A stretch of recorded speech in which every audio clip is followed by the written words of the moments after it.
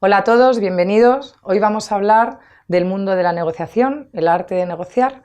Para ello, nos adentraremos en el mundo de la negociación viendo las principales actitudes y conductas que tiene un buen negociador. Cuáles son las distintas fases que debe contener cualquier proceso de negociación y las principales técnicas y tácticas que nos harán convertirnos en excelentes negociadores. Es muy importante tener en cuenta la inteligencia emocional y la escucha activa en un proceso de negociación, de los cuales hemos hablado en otros temas. La escucha activa es quizás uno de los puntos más importantes para entender cuál es la estrategia que está utilizando la otra parte, qué táctica, qué técnica está utilizando, porque nosotros vamos a conocer todas las tácticas y técnicas y vamos a tener todos los recursos gracias a este tema para poder aplicar nosotros la mejor estrategia, pero sobre todo a través de la escucha activa saber cuál es la estrategia que está utilizando la otra parte.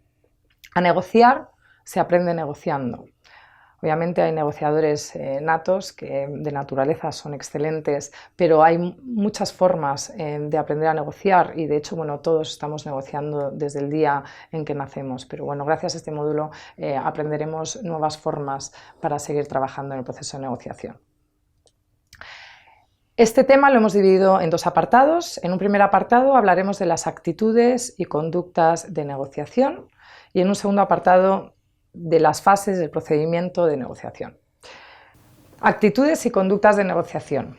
Bueno, el arte de la negociación se mide por su eficacia. Al final, la negociación no es más que varias partes que tienen diversos intereses y que están intentando encontrarse en una zona de común acuerdo, pero hay distintas formas de enfrentarse a un proceso de negociación y hay distintas actitudes negociadoras. Está la actitud competitiva, que es básicamente aquel negociador donde lo único que le interesa son sus propios intereses, no tiene ninguna intención en conceder nada hasta que no logre todo lo que él quiere, es como mucho más autoritario. Luego está la cooperativa, la actitud cooperativa, donde se busca satisfacer a todas las partes, es una negociación posicional, partimos de una posición, pero siempre queremos que todas las partes ganen, ¿no? Y por último está la actitud por principios, que quizás es la que más buscamos tener, la que debe tener un buen negociador, que es aquella actitud donde lo que se busca no es la posición de una persona, sino los intereses de cada uno, y lo que intentamos es también satisfacer a todas las partes, pero dejando a un lado las personas del problema, ¿no? Es muy importante cuando estamos negociando establecer una buena relación con las otras partes, no solo por la negociación en sí misma, que nos puede ayudar a que acabe en buen término, sino también porque establecemos relaciones a largo plazo y nos va a ayudar mucho a la hora de tener negociaciones en un futuro con las otras partes. Al final no es más que un proceso de networking en el mundo de la negociación.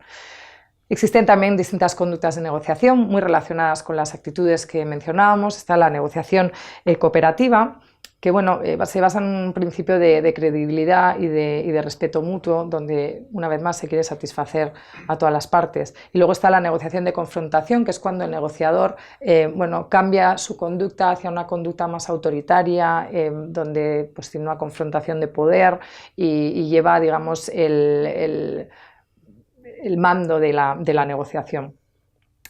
Un buen negociador debe llevar a cabo una negociación mixta, es decir, ni una ni otra, dependiendo de la situación en la que nos encontremos y a través de esa escucha activa que hemos mencionado anteriormente, sabiendo en qué punto se encuentra la otra parte y qué estrategia está utilizando, debemos ser capaces nosotros, con todos nuestros recursos, de adaptarnos y utilizar una u otra conducta según las circunstancias. Existen dos tipos de negociadores, algunos están como en medio, ¿no? Pero básicamente podemos hablar de los negociadores intuitivos, que son aquellos que tienen una gran creatividad, que son rápidos, que ante cualquier imprevisto en un proceso de negociación enseguida encuentran una alternativa, enseguida buscan una solución rápida. Y luego está el funcional. El negociador funcional es mucho más metódico, se basa mucho más en los objetivos y tiene una gran memoria. De hecho, cuando nos encontremos a un negociador funcional enfrente nuestro, es mejor que vengamos con los deberes bien hechos porque no se les escapa ninguna. Procedimiento de negociación. Es importante a la hora de empezar un proceso de negociación tener en cuenta una serie de factores antes del procedimiento. Desde el punto de vista de lo que se está negociando, tenemos que saber de dónde partimos nosotros y si podemos saber de dónde parte la otra parte.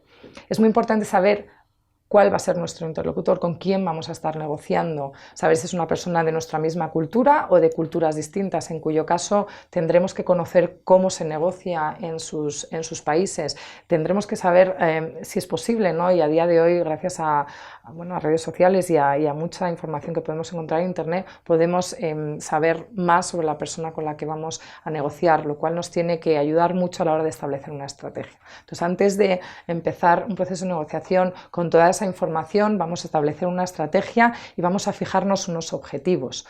Los objetivos de hasta dónde podemos llegar, qué es lo que queremos conseguir y por debajo de dónde no estamos dispuestos a seguir negociando.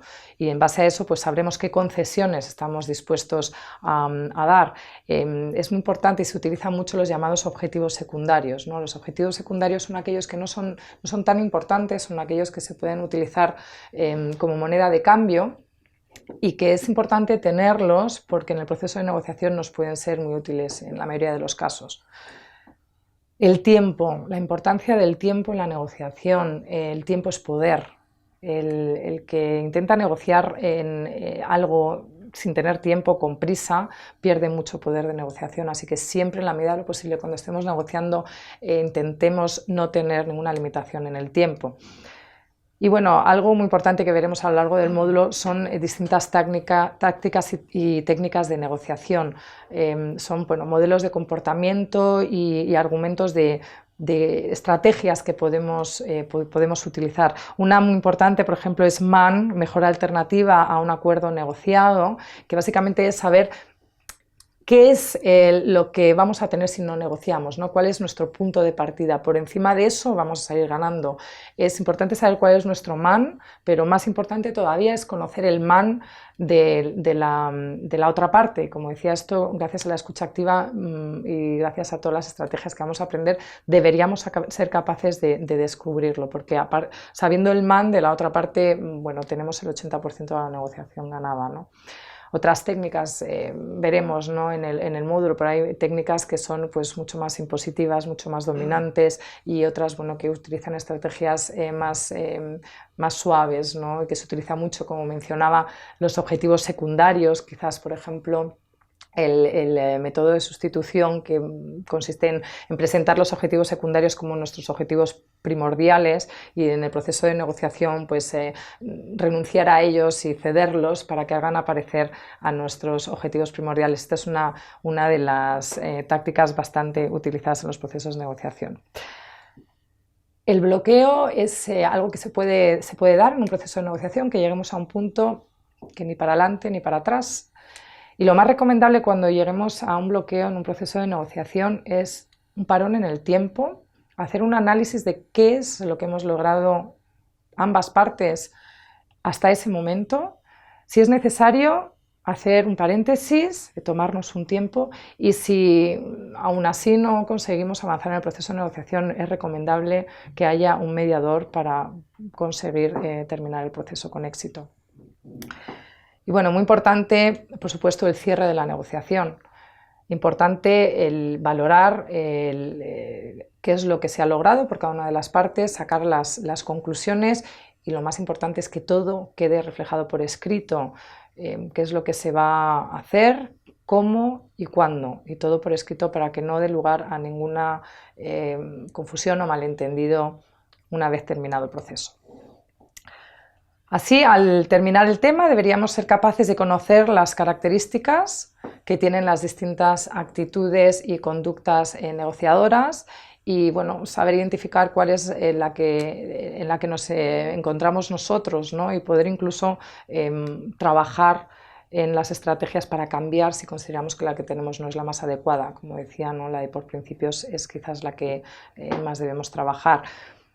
seremos capaces de llevar a cabo un proceso de negociación siguiendo las distintas fases hasta un cierre que sea satisfactorio por las partes o por lo menos para nosotros. Y por último, conocer, identificar y saber utilizar las distintas tácticas y técnicas de negociación que van a hacer que pues, nuestra forma de negociación sea mucho más efectiva. Nada más, bienvenidos de nuevo. Espero veros activos en el módulo y cualquier duda que tengáis, ahí tenéis un foro para hacérmela. Muchas gracias.